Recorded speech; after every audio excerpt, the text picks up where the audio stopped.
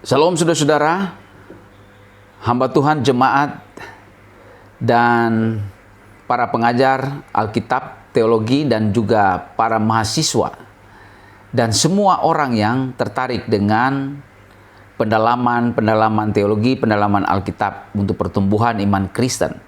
Kembali kita berjumpa di dalam membahas satu topik dalam tema eskatologi, yaitu kerajaan milenium, atau Alkitab mencatat kerajaan 1000 tahun. Topik ini pun menuai polemik. 3 diantaranya yang paling mengemuka adalah pandangan yang pertama adalah amilenium, amil, yang menganggap bahwa kerajaan 1000 tahun ini tidak ada sama sekali di bumi. Sudah ada sekarang, terjadi sejak lampau, sudah terjadi sekarang sampai kedatangan Yesus, yaitu di dalam diri orang percaya. Yang kedua adalah postmilenium. Pandangannya adalah dunia makin lama makin baik dan tiba pada tingkat kebaikan yang terbaik, tertinggi. Dunia ini mengalami kebaikan yang tertinggi, yang luar biasa baiknya, maka pada saat itu Yesus baru datang. Jadi 1000 tahun itu bukan berarti 1000 tahun secara literal. Sama dengan amil. Secara rohani, amil mengatakan kerajaan sudah terjadi kerajaan 1000 tahun, tapi bukan 1000 tahun. Postmil juga begitu, Yesus akan datang memerintah sesudah kerajaan 1000 tahun itu. Nah, kerajaan 1000 tahun itu terjadi panjang waktunya. Dalam pemerintahan orang percaya atau gereja itu makin lama makin baik. Dan yang ketiga adalah premilenium, premil.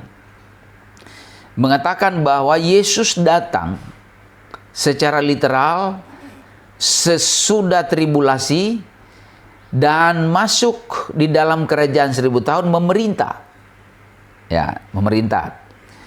Nah, kita mau melihat pandangan-pandangan ini, mengevaluasinya dari Alkitab. Apa kata Alkitab? Ya. Jadi sekali lagi, Alkitab saja yang menerangkannya. Nah, sebelum kita melihat kerajaan 1000 tahun, kita perlu dulu melihat kerajaan Allah itu. Kerajaan Allah ini ada 2 jenis. Yang satu secara rohani. Di dalam Roma 14, boleh membaca Roma 14. Saya baca begini, ayat 17. Sebab kerajaan Allah bukanlah soal makanan dan minuman, tetapi soal kebenaran, damai sejahtera, dan sukacita oleh Roh Kudus. Nah, ini kerajaan Allah. Jadi sekali lagi, kerajaan Allah itu secara rohani terjadi. Dan kapan itu terjadi secara rohani? Matius 12 ayat 28 katakan bahwa pada saat orang mengusir kuasa roh jahat, kerajaan Allah sudah terjadi. Ini kerajaan Allah secara rohani yang bekerja di dalam diri orang percaya dan secara praktis sekarang di dalam diri jemaat atau gereja. Kemudian Matius 6 ayat 33 mengatakan bahwa kehidupan rohani orang percaya, menjelaskan juga itu merupakan kerajaan Allah. Lukas 18 ayat 29, Lukas 18 ayat 29, pada saat orang memberitakan Injil, maka kerajaan Allah itu juga sudah terjadi. Jadi sejak Yesus ada, khususnya dia melayani di bumi, kerajaan Allah sudah ada, itu secara rohani. Itu jenis pertama. Jenis kedua adalah kerajaan Allah secara fisik. Terjadi secara futuristik. Secara futuristik, di mana kerajaan Allah itu terjadi di bumi ini. Ya, kerajaan Allah terjadi di bumi. Ada beberapa ayat, tadi ayat sudah dibaca sekali di dalam Wahyu 20 ayat 4. Itu memang salah satu ayat pendukung yang populer. Tapi ada Lukas 13 ayat yang ke-28 mengatakan begini, di sanalah akan terdapat ratap dan kertak gigi, apabila kamu akan melihat Abraham dan Ishak dan Yakub dan semua nabi di dalam kerajaan Allah, tetapi kamu sendiri dicampakkan keluar. Dan orang akan datang dari timur, barat, dan utara, dan selatan, dan mereka akan duduk makan dalam kerajaan Allah. Mau mengatakan begini, bahwa kerajaan Allah ini secara fisik akan datang, belum terjadi sekarang.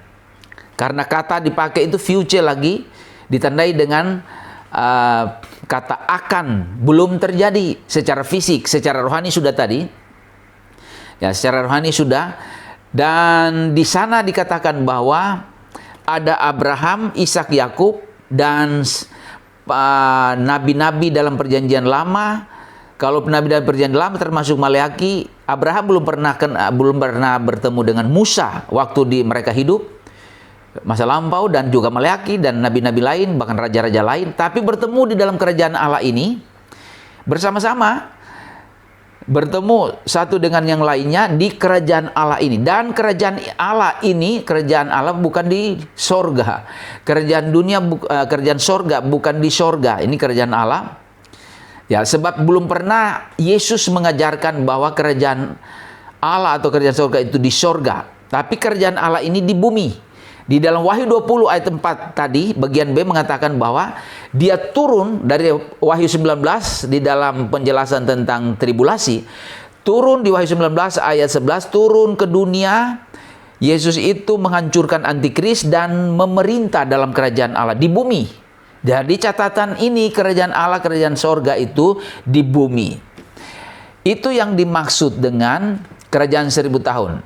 Nah, penjelasan-penjelasan seperti itu nanti ditegaskan. Karena apakah sama kerajaan Allah, kerajaan sorga, dan kerajaan 1000 tahun? Nanti sesudah ini. Tapi kita lihat dulu. Ada kerajaan milenium. Ada orang mengatakan tadi, Amil, tidak ada kerajaan itu secara fisik. Postmil juga mengatakan buram. Seolah-olah tidak ada kerajaan secara fisik, literal 1000 tahun. Tapi satu sifat kebaikan hati atau kebaikan manusia di dunia, khususnya jemaat. Tapi di sini adalah fisik, kerajaan fisik. Nah, pandangan premil mengatakan ada kerajaan fisik. Kalau ada kerajaan fisik berarti ada rajanya, raja secara fisik. Dan di dalam Matius 2 ayat 2 dikatakan bahwa Yesus lahir sebagai raja. Apa tujuan Yesus lahir sebagai raja? Apa tujuan Yesus dielu-elukan sebagai raja? Sehingga ada teriakan Hosana di dalam Matius 21 ayat 9, Hosana atau Raja anak Daud. Ini raja. Kalau raja secara fisik berarti ada kerajaan secara fisik. Dan dia raja, Yesus itu mengakuinya. Saya membaca Yohanes, atau bisa buka di dalam Yohanes 18. Yohanes 18 ayat yang ke 36 sampai 37. 37. Begini. Jawab Yesus, kerajaanku bukan dari dunia ini. Jika kerajaanku dari dunia ini, pasti hamba-hambaku telah melawan, supaya aku jangan disesahkan. Supaya aku jangan diserahkan kepada orang Yahudi, dan akan tetapi kerajaanku bukan dari sini. Maka kata Pilatus kepadanya, jadi engkau adalah raja? Jawab Yesus, engkau mengatakan bahwa aku adalah raja. Untuk itulah aku lahir, dan untuk itulah aku datang ke dalam dunia ini, supaya aku memberi kesaksian tentang kebenaran. Setiap orang yang berasal dari kebenaran mendengarkan suaraku. Haleluya, puji Tuhan. Jadi Matius, Markus menjelaskan Yesus lahir sebagai raja. Yesus mengakui dia datang itu lahir menjadi raja. Nah, kalau Yesus raja literal, lalu tidak ada kerajaan literal, itu kan aneh. Yesus memang menjadi raja secara rohani, ya, bertahta di dalam hati kita setelah kita menerima dia sebagai Tuhan dan Juru Selamat. Tapi dia katakan di sini, aku memerintah dalam kerajaan real, kerajaan fisik. Itulah kerajaan yang akan datang. Apa kerajaan itu? Dalam perjanjian baru, Matius menulis 33 kali menyebut kerajaan sorga, karena kontras dengan Yudaisme, mengandalkan kerajaan dunia, sorga dengan dunia di bumi. Sedangkan Lukas menulis kerajaan Allah, mengkontraskan kerajaan Helenis, yaitu manusia. Dan Yesus menyebut kerajaan sorga dan kerajaan Allah itu di dalam Matius 19 ayat 23 sampai 24. Sekali lagi Matius 19 ayat 23 sampai 24, Yesus menyimpulkan kerajaan sorga yang menurut Matius, kerajaan Allah menurut Lukas, itulah kerajaan yang disebut dengan kerajaan yang akan datang menjadi kerajaannya sendiri. Dan sekali lagi Yesus menyimpulkan bahwa kerajaan sorga yang dimaksud Matius dan kerajaan Allah yang dimaksud oleh Lukas adalah kerajaannya sendiri. Dia satukan kerajaan itu menjadi kerajaan yang akan datang. Paulus menyebut kerajaan itu adalah kerajaan, Efesus 5 ayat 5, kerajaan Kristus. Dan kesimpulannya, Yohanes menyebut kerajaan sorga, kerajaan Kristus, kerajaan Allah adalah kerajaan 1000 tahun berlokasi di bumi ini, yaitu Wahyu 20 ayat 4 tadi dan Lukas 13 ayat yang ke-28, 29. Kesimpulannya, kerajaan sorga itu ada secara literal, yaitu kerajaan milenium, kerajaan 1000 tahun. Di bumi ini, kerajaan di hati ada, sudah dijelaskan tadi. Nah, kita lihat argumentasi tentang kerajaan 1000 tahun ini. Karena ada beberapa orang menafsirkan dan percaya bahwa 1000 tahun itu adalah kerajaan, adalah angka simbolik, simbol. Sehingga ini bukan kerajaan literal, tapi kerajaan simbol. Simbol. Ya.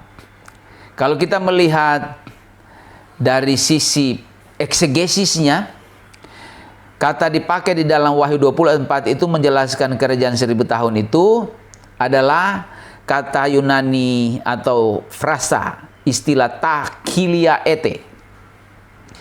Kilia atau kilia cilia itu adalah 1000, ete itu tahun. Nah, apakah ini tahun 1000 ini, 1000 tahun ini adalah literal atau simbolik? Kilia mungkin bisa simbolik, tapi intinya kita harus lihat penggunaan secara konteksnya. Kilia di sini ya sudah didahulukan dulu dengan pernyataan ini literal. Karena dalam Yohanes 2 ayat 20 kata ete ini dijelaskan di sana untuk menjelaskan tentang tahun secara literal. Begitu juga Kisah 19 ayat 20 itu menjelaskan tentang tahun literal. Kita membaca Yohanes 2 ayat 20. Ini Yohanes 2 ayat 20.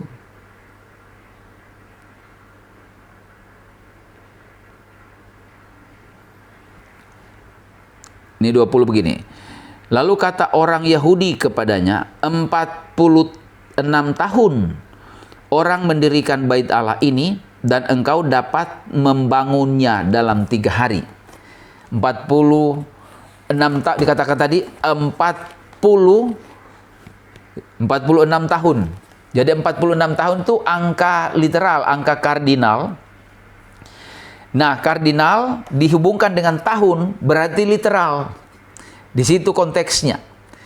Dan catatan di dalam Alkitab, grammarnya mengatakan bahwa pada umumnya angka kata ete tahun itu jika dihubungkan dengan angka kardinal maka itu literal.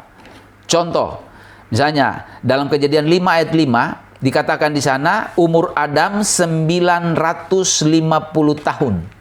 Nah, 950 tahun ini bukan angka simbol, angka literal. Tadi kan teorinya jika eternya tahun digabung dengan angka kardinal 1 2 3 itu berarti literal. Nah, 950 tahun umur Adam, literal umur Adam seperti itu. Begitu juga dikatakan Israel di Mesir, dikatakan tetrakosia atau trikonta, 430 tahun. Bukan simbol, tapi literal Israel 430 tahun ada di tempat penjajahan di Mesir. Kemudian apalagi dalam Bilangan 14 ayat 14 dikatakan tesaratonta ete, yaitu Israel berjalan tesarakonta 40 tahun di belantara, di padang gurun. 40 tahun ini real, bukan simbol. Simbol karena ET digabung dengan angka kardinal. Itu selalu, tadi saya mengatakan pada umumnya bisa 99%, sehingga dikatakan juga selalu mengatakan bahwa itu literal. Boleh dicari saja angka kata ET digabung dengan kardinal. Boleh dicari kalau itu menunjuk kepada angka simbolik. Selalu literal. Begitu juga ketika Yesus berkarya, ya. Dia berkarya umurnya 30 tahun. Ya, eton triakonta. 30 tahun itu Yesus mulai melaksanakan tugasnya melayani umur 30 tahun. Bukan simbol, tapi literal. Begitu juga 7 jemaat.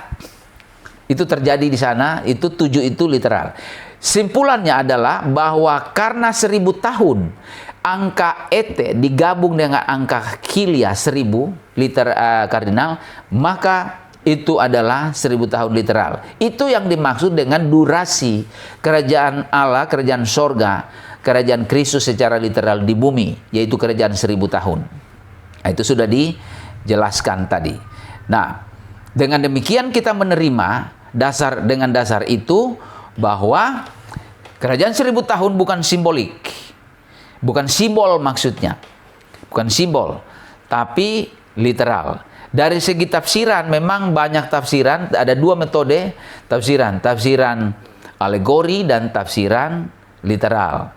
Nah, tafsiran literal itu ada 2. Tafsiran literal secara harafiah, yaitu kalau misalnya 1000 ya 1000, 7 ya 7. Misalnya kalau 40 tahun, 46 tahun dibangun Bait Allah, ya dikatakan 46 tahun atau berapa tahun usia Adam 950 tahun, ya 950 tahun itu namanya literal harafiah. Tapi ada literal simbolik, yaitu dicari arti normal dari simbol itu. Misalnya Yesus turun, ya, penunggang kuda itu turun dengan kuda putih. Dia menunggangi kuda putih. Yesus tidak turun pakai kuda putih, tapi kuda putih itu lambang kemenangan dan kesucian, kekudusan, kemenangan besar. Literalnya bahwa Yesus datang dengan kemenangan besar, dengan kekudusan yang luar biasa, kedahsyatan. Itu yang disebut dengan literal simbolik, bukan alegori. Beda lagi kalau alegori. Alegori itu ya merohanikan sesuatu yang jasmani atau fisik di dalam Alkitab. Nah, itu dalam pembahasan lain, tidak ada waktu kita membahas itu. Dengan penjelasan tadi maka disimpulkan kerajaan itu, kerajaan fisik, itulah kerajaan Kristus yang akan datang. Dia datang sebagai raja. Nah, di dalam kerajaan itu sudah masuk dalam kerajaan 1000 tahun di dalam Wahyu 20 ayat 4. Saya mau baca lagi karena itu poinnya. Wahyu 20 ayat yang keempat, 5, 6 juga membahas tentang itu. Tapi kita lihat Wahyu 20 ayat 4-nya saja, sudah dibaca tadi, membaca lagi bagian terakhir khususnya. Ya, dikatakan tadi bahwa orang-orang yang tidak menyembah binatang itu, ini Wahyu 20 ayat 4b, dan patungnya, dan yang tidak juga menerima tandanya pada dahi dan tangan mereka, dan mereka hidup kembali dan memerintah sebagai raja bersama-sama dengan Kristus untuk masa 1000 tahun. Ayat 5, tetapi orang-orang mati yang lain tidak bangkit sebelum berakhir masa 1000 tahun itu. Inilah kebangkitan pertama. Jadi diulang-ulang kerjaan 1000 tahun sampai di ayat 6 juga. Kalau ini simbol tidak bisa diulang-ulang, tapi ini literal. Jadi menjelaskan bahwa kerajaan 1000 tahun itu ada pada masa datang. Nah, siapa penghuninya? Pemimpinnya adalah Kristus. Karena Yesus sudah menghentikan antikris, nabi palsu, dan setan. Sudah diikat 1000 tahun. Dan semua tentara antikris dibantai di tribulasi. Dan Yesus masuk sebagai pemimpin dunia. Dia datang dari sorga bersama para salehnya. Dan kedatangannya disaksikan oleh seluruh dunia. Wahyu 1, kita lihat Wahyu 1 ayat yang ke-7 bilang begini.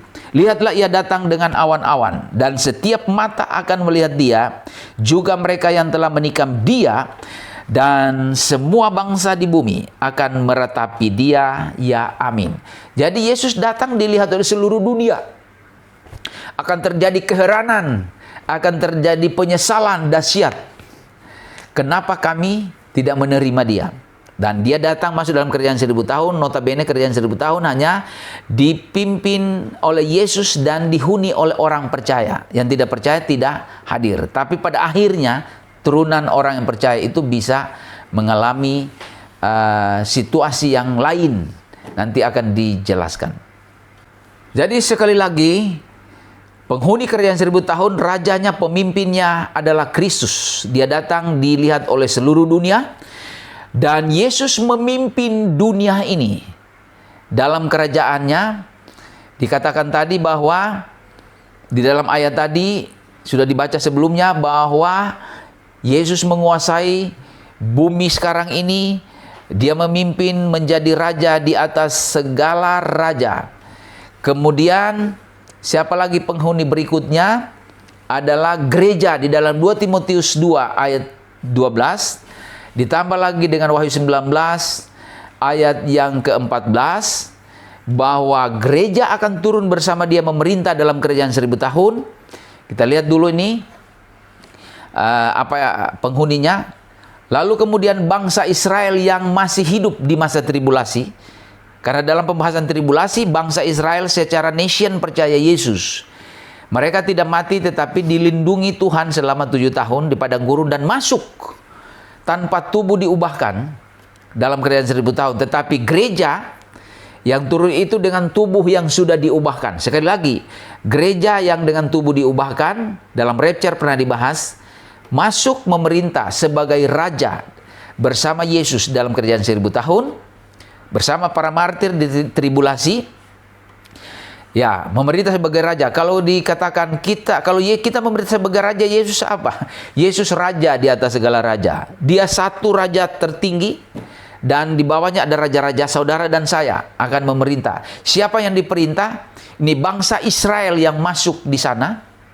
Masuk tanpa tubuh diubahkan di kerajaan 1000 tahun, dan non-Israel yang tidak diubahkan tubuhnya, yang percaya Yesus, masuk dalam kerajaan 1000 tahun. Sekali lagi, yang masuk dalam kerajaan 1000 tahun dari tribulasi yang tidak diubahkan tubuhnya, yaitu Israel secara bangsa dan non-Israel secara bangsa, masuk dalam kerajaan 1000 tahun menjadi penghuni kerajaan 1000 tahun secara fisik, berkembang biak di sana karena tidak diubahkan. Sedangkan gereja dan juga kelompok kedua yang sudah diubahkan adalah para martir tribulasi dibangkitkan, dan seluruh orang Israel yang di dalam Yesus yang percaya Tuhan Yahweh, termasuk Abraham, Ishak, Yakub tadi diwakili oleh para nabi dan juga raja-raja, bangkit dengan tubuh diubahkan di kerajaan 1000 tahun. Dan di sana kita bertemu dengan orang perjanjian lama yang diubahkan dengan para martir di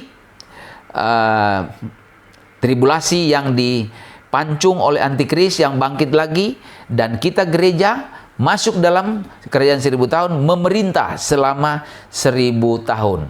Siapa rakyatnya tadi? Israel secara bangsa dan non-Israel secara bangsa.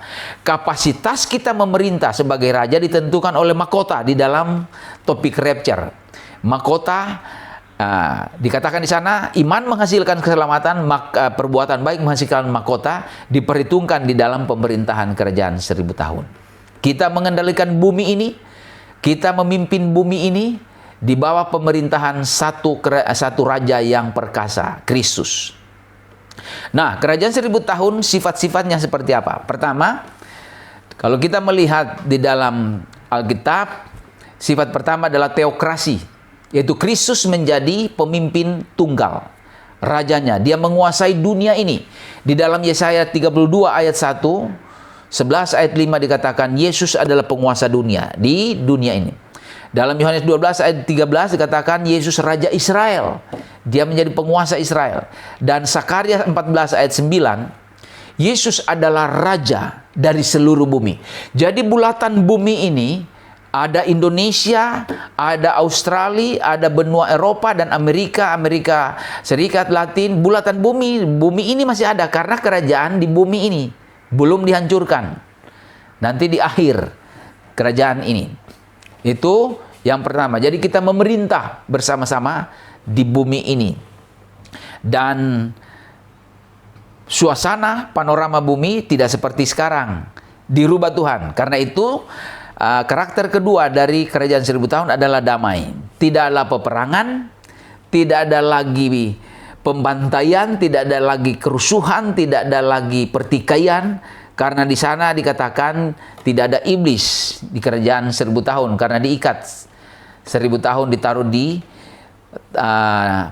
jurang yang tidak terduga dalamnya selama 1000 tahun.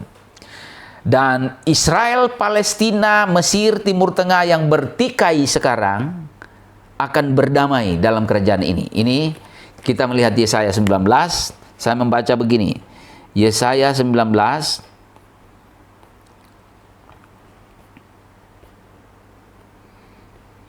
ayat 23-25 begini. Ayat 23. Pada waktu itu akan ada jalan raya dari Mesir ke Asyur, sehingga orang Asyur dapat masuk ke Mesir, dan orang Mesir ke Asyur, dan Mesir akan beribadah bersama-sama Asyur. Pada waktu itu Israel akan menjadi yang ketiga di samping Mesir dan di samping Asyur, suatu berkat di atas bumi. Dan yang diberkati oleh Tuhan semesta alam dengan berfirman, diberkatilah Mesir umatku, dan Asyur buatan tanganku, dan Israel milik pusakaku. Haleluya, puji Tuhan. Ini harta yang tidak terduga nilainya. Ayat ini, Mesir, Israel, Palestina sampai sekarang. Palestina dan Israel pertikaian itu dari zaman Ishak. Ishak anak Abraham sampai sekarang belum pernah berdamai secara benar. Nah, nanti Yesus datang kedua kali. Israel, Mesir, Palestina, Timur Tengah berdamai dan menyembah Yesus sebagai Tuhan dan Juru Selamat di dalam kerajaan 1000 tahun. Jadi Raja Damai yang memperdamaikan Timur Tengah boleh saja manusia, tapi belum ada. Gagal semuanya. Yang memperdamaikan Timur Tengah dan seluruh dunia adalah Raja di atas segala raja, yaitu Yesus, Tuhanmu dan Tuhanku, Tuhan kita yang sudah menjadi anak Tuhan. Inilah kekayaan kita. Yesus yang menguasai bumi, dan dia bertakhta di seluruh dunia dan menguasa seluruh alam semesta. Damai. Damai di bumi, damai di seperti di sorga. Seperti doa Bapa kami yang diajarkan oleh Yesus. Ini terjadi benar-benar. Sifat ketiga adalah adil dan makmur. Tanah menjadi sangat subur. Yesaya 35 ayat 1-7, saya tidak membaca, baca saja. Yesaya 35 ayat 1-7, tidak ada pengangguran. Petani-petani, mungkin ada bertanya, siapa yang petani? Karena kita, orang yang masuk dari tribulasi yaitu Israel secara tubuh, jasmani belum diubahkan. Non-Israel secara tubuh tanpa diubahkan, mereka berkembang biak dan bertani memelihara perekonomian dunia. Kita yang sudah diubahkan itu apa? Menjadi raja pemerintah. Dan penduduk bumi diperkirakan akan berapa kali. Sekarang penduduk bumi ini 7 miliar. Akan berlipat-lipat jumlahnya di dalam kerajaan 1000 tahun. Karena tidak ada yang mati secara frontal dalam peperangan. Dan tidak ada siksaan penyakit yang membuat orang mati. Tapi sebaliknya, adil dan makmur, tanah menjadi subur, pertanian luar biasa, tidak ada kekurangan, kelaparan, gizi terjamin. Amsal 9, panen berkesinambungan, tidak ada lagi paceklik, berkesinambungan terus menerus. Kemudian Yesaya 65 ayat 21-23, kemiskinan, pengangguran dihapus Tuhan. Keadilan yang sempurna di bumi terjadi. Seperti Pancasila, keadilan sosial bagi seluruh rakyat Indonesia, bukan rakyat Indonesia, seluruh bumi dijamin. Jadi yang Pancasila itu digenapi oleh Yesus dalam konteks ini. Keadilan, kemakmuran di seluruh dunia, karena dialah pemerintah dan dia anti korupsi, dia anti inflasi, Yesus memerintah anti krisis. Perekonomian dipimpin oleh Yesus anti krisis, tidak bakalan inflasi, tidak bakalan kekurangan, kemiskinan. Di dunia banyak kemiskinan yang melanda karena keterbatasan manusia mengatur dunia, tapi Yesus mengatur bumi dengan kemampuan dan kekayaan dan keilahiannya. Kemudian Karakter ketiga adalah bumi sehat dalam kerajaan 1000 tahun. Penyakit tidak ada. Boleh dibaca Yesaya 33 ayat 24. Tidak ada penyakit. Karena itu rumah sakit tapi tidak ada. Tidak ada sekolah perang. Tidak ada tank. Tidak ada pabrik mesin perang, mesin senjata. Semua besi-besi ditempah menjadi mata bajak. Lebih baik dipakai untuk pertanian. Tidak ada peperangan. Tidak ada kesakitan. Yesus sendiri sudah menjadi rumah sakitnya. Dan Yesaya 35 ayat 5-6 bisa diselidiki. Tidak ada cacat fisik, maaf kata. Semuanya sembuh, disembuhkan Tuhan. Lalu karakter berikutnya, berarti karakter kelima, usia lanjut manusia. Ya, berkepanjangan, usia lanjut. Dan yang kelima sekali lagi, karakter di bumi kerajaan 1000 tahun itu adalah usia manusia panjang, usia lanjut. Dan ada persatuan. Ya, kalau kita lihat Yesaya 65 ayat 20 begini. Di situ tidak akan ada lagi bayi yang hanya hidup beberapa hari atau orang tua yang tidak mencapai umur suntuk. Sebab siapa yang mati pada umur 100 tahun masih akan dianggap muda. Dan siapa yang tidak mencapai umur 100 tahun akan dianggap kena kutuk. Jadi kalau kita lihat penjelasan tadi, orang umur 100 tahun masih dianggap muda. Kembali seperti masa perjanjian lama Adam, berapa usianya, Henok berapa usianya, Set berapa usianya, Nuh berapa usianya. Terjadi seperti itu. Karena dunia lebih subur, lebih makmur, lebih aman, nyaman dibandingkan lagi dengan bahkan Taman Eden. Lebih permai, lebih senang dari Taman Eden yang ditempati Adam dan Hawa. Ini kerjaan 1000 tahun. Dikatakan tadi, usia panjang dan damai. Bersatu. Bahkan Yesaya 11 ayat 6-9. Anak-anak balita bermain dengan ular beludak, ular tedung. Bermain dengan beruang, harimau asli. Karena permusuhan sudah tidak ada. Dibuat oleh Yesus. Jadi sengatan-sengatan pemangsa itu naluri untuk menghancurkan, ya memangsa sudah dirubah oleh Tuhan. Dan karakter yang keenam adalah Kristosentris. Sekali lagi, Kristus adalah pusat ibadah dan dunia haus akan Kristus. Dunia bersuka cita dan mencari Yesus. Yesus adalah raja dan dia bait Allah di sana, dalam arti dia tempat ibadah yang luar biasa. Dan inilah kerajaan 1000 tahun, dan kerajaan di 1000 tahun ini akan diakhiri dengan pengadilan tahta putih. Mengadili tahta putih. Tahta putih di dalam Wahyu 20. Pada waktu kerajaan 1000 tahun berakhir. Nah, di sini mungkin ada yang bertanya, kemana orang yang sudah masuk dalam kerajaan 1000 tahun dari tribulasi yang tidak diubahkan tadi tubuhnya? Mereka berkembang biak. Apakah tidak ada dosa? Ada dosa, tapi ada dosa pada saat orang berbuat dosa umur 100 mati. Dihukum oleh Tuhan.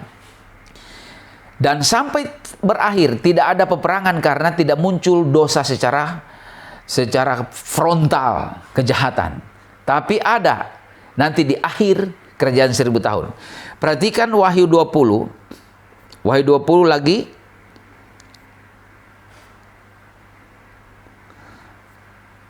Ya, Wahyu 20 ayat 7 begini. Dan setelah masa 1000 tahun itu berakhir, iblis akan dilepaskan dari penjaranya dan ia akan pergi menyesatkan bangsa-bangsa dari keempat penjuru bumi, yaitu Gog dan Magog, dan mengumpulkan mereka untuk berperang, dan jumlah mereka sama seperti banyaknya pasir di laut. Maka naiklah mereka ke seluruh dataran bumi, ayat 9, lalu mengepung perkemahan tentara kota-kota kudus dan kota-kota yang dikasihi itu, tetapi dari langit turunlah api menghanguskan mereka. Nanti ayat 10 sesudah ini. Cerita singkatnya begini, Israel dan non-Israel sampai menjelang akhir kerajaan 1000 tahun, ada banyak turunan mereka yang menyimpan kejahatan tapi tidak keluar karena ada Yesus. Dan pada akhir kerajaan 1000 tahun, benih kejahatan itu dipicu oleh iblis yang dilepas 1000 tahun tadi. diikat 1000 tahun, dilepas. Dan dari ayat 7, pasal 20 ayat 7 sampai ayat 9 menjelaskan itu, mereka mengumpulkan orang-orang untuk siap berperang dalam peperangan Gog dan Magog. Tapi baru mau siap-siap mau berperang, maka Yesus menurunkan api dari sorga, membasmi mereka. Dan ayat sebelum berperang baru mau merencanakan. Nanti baca baik-baik Wahyu 20 ayat 7 sampai 10 itu. Ayat 10 bilang begini, dan iblis yang tadi dilepas menghasut orang-orang yang belum diubahkan itu, yang menyesatkan mereka, dilemparkan ke dalam lautan api belerang, yaitu tempat binatang dan nabi palsu itu, dan mereka disiksa siang malam sampai selama-lamanya. Jadi sia-sia usaha iblis mengganggu orang percaya, orang kudus di masa kerajaan 1000 tahun, dan menghasut mereka memerangi, karena sebelum mereka bertindak sudah dihancurkan oleh Tuhan dan ditaruh di lautan api. Nanti ketemu di dalam hasil penghakiman tahta putih. Tahta putih itu apa? Di sini ayat 11 Wahyu 20, lalu aku melihat suatu tahta putih yang besar, dan dia yang duduk di atasnya, dari hadapannya lenyaplah bumi dan langit, dan tidak ditemukan lagi tempatnya. Pembantaian tadi, api dari sorga itu sekaligus menghancurkan bumi ini, membakar bumi yang tadinya 1000 tahun kerajaan itu, dibakar, dihancurkan, dan manusia ini diadili. Terjadi pengadilan. Pengadilan tahta putih adalah pengadilan untuk semua orang yang tidak percaya Yesus dari segala zaman. Dari zaman Adam, dari zaman perjanjian lama ini, dari zaman nabi-nabi, zaman raja-raja, sampai zaman perjanjian baru, zaman gereja dan masa tribulasi, orang-orang yang tidak percaya Yesus dibangkitkan bukan untuk diselamatkan, tetapi diadili dalam tahta putih. Ini ayatnya di dalam Wahyu 20 ayat 12. Dan aku melihat orang-orang mati, besar dan kecil, berdiri di depan tahta itu, lalu dibuka semua kitab. Dan dibuka juga sebuah kitab lain, yaitu kitab kehidupan, dan orang-orang mati dihakimi menurut perbuatan mereka berdasarkan apa yang ada tertulis di dalam kitab-kitab itu. Nah, di dalam tahta putih ini, khususnya pengadilan ini, ada kitab hayat. Kitab hayat ini mencatat nama orang yang telah menerima Yesus sebagai Tuhan dan Juru Selamat, yaitu orang yang selamat. Nah, kitab hayat ini, kitab kehidupan ini, dibaca di situ bukan untuk mencari nama-nama kita yang sudah percaya Yesus, tapi membuktikan bahwa nama orang-orang yang tidak percaya Yesus dari zaman Adam dibangkitkan itu tidak ada dalam kitab hayat ini. Dan kalau nama mereka tidak ada di dalam kitab hayat ini, maka mereka akan dinyatakan di dalam ayat 13 demikian. Ayat 15 maksud saya, Wahyu 20, dan setiap orang yang tidak ditemukan namanya tertulis di dalam kitab kehidupan itu, ia dilemparkan ke dalam lautan api itu. Setiap orang yang tidak ditemukan namanya dalam kitab kehidupan itu berarti orang yang tidak percaya Yesus dari zaman Adam tadi, maka mereka dilemparkan di lautan api. Bukan lagi Hades, bukan Sheol, bukan lagi alam maut sementara, tetapi lautan api, di mana di dalam pasal 19 ada antikris, ada setan, ada nabi palsu. Lalu kemudian di dalam Wahyu 20 ayat yang ke-10 ada iblis di sana, orang-orang yang dihancurkan di lautan api, dan orang-orang dari zaman perjanjian lama sampai pada masa tribulasi, bahkan akhir kerajaan 1000 tahun yang tidak percaya, dihancurkan, dijatuhkan ke lautan api. Itulah neraka kekal selama-lamanya. Dan inilah resiko terakhir bagi orang yang menolak Yesus, menolak Dia sebagai Tuhan dan Juru Selamat. Resiko bagi orang itu bisa bisa orang yang beragama Kristen, bahkan ada hamba Tuhan yang tidak percaya Yesus sebagai Tuhan, yang tidak percaya Yesus sebagai Juru Selamat, yang tidak percaya Yesus setara dengan Bapa, setara dengan Roh Kudus, yang tidak percaya Yesus sebagai penguasa, tapi sebagai manusia biasa. Kalau mereka seperti itu posisinya, mereka tidak tercatat di dalam kitab kehidupan, tapi dijatuhkan ke dalam lautan api. Sedangkan kita yang percaya Yesus selama-lamanya akan mengalami kebahagiaan yang luar biasa di dalam Wahyu 21 ayat 1 begini, lalu aku melihat langit yang baru dan bumi yang baru, sebab langit yang pertama dan bumi yang pertama telah berlalu, dan laut pun tidak ada lagi. Orang yang percaya kepada Yesus ada dalam kitab hayat itu, masuk di dalam langit bumi baru dan langit baru, bukan bumi yang lama, karena bumi yang lama ini sudah dihancurkan dan menyatu dengan sorga kekal selama-lamanya di sana. Nantikan ada pembahasan khusus tentang langit dan bumi baru. Intinya bahwa kita yang sudah ada di dalam Kristus tercatat sebagai anak Allah dalam kitab kehidupan. Bagi saudara yang belum tercatat dalam kitab kehidupan, segera terima Yesus sebagai Tuhan dan Juru Selamat. Kalau tidak, saudara akan bersama-sama dengan antikris, nabi palsu, iblis, dan juga orang-orang antikris pengikutnya di lautan api, dan semua orang yang tidak percaya Yesus dihancurkan atau disiksa selama-lamanya di neraka, di api mengerikan, dan tidak mati. Kalau mati, ya tidak merasakan sakitnya. Ini tidak dimatikan Tuhan, tapi hidup selama-lamanya di api neraka. Tapi kita yang percaya pada Yesus hidup selama-lamanya dalam kekekalan langit bumi baru dan di sorga bersama Yesus. Terpujilah Yesus Tuhan kita. Shalom.